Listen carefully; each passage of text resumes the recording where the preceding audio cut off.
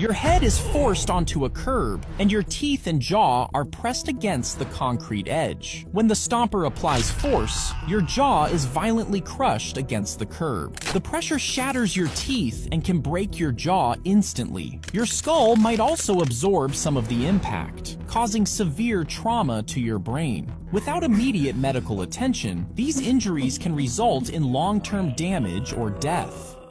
If you blended up every living human on Earth and then made a meatball out of it, you'd probably expect it to be unimaginably massive. But that wouldn't be the case. And this is because humans don't actually take up that much space when compressed. In total, all 8 billion people on Earth blended together would weigh around 1 trillion pounds. And when compressed into a meatball, it would only be a little over half a mile wide.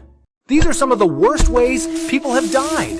Kaiser Carlisle, a 9-year-old boy, was responsible for collecting the bats from players during baseball games when he went to retrieve one.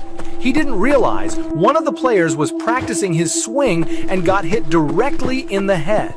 The boy wore a helmet, as required, but the impact was so severe that he died a few days later in the hospital. Hannah Hurst, 18 years old. She was browsing her social media when suddenly she got an idea for a photo that would go viral. She climbed onto the roof of a train and people were telling her to get down, but she wanted her photo.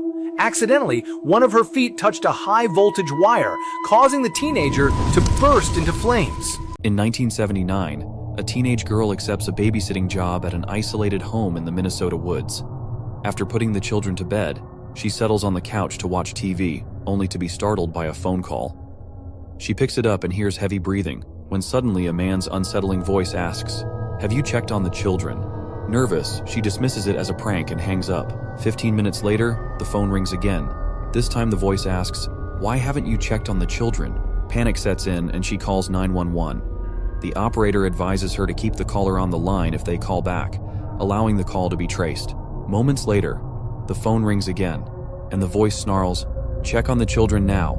Trembling, she keeps the call connected as instructed. Once more the phone rings. The operator's voice crackles through, urgent and frantic. "Get out of the house. The calls are coming from upstairs." Terrified but worried about the children, she hesitates before fleeing outside. She bolted out of the house, her heart pounding in her chest.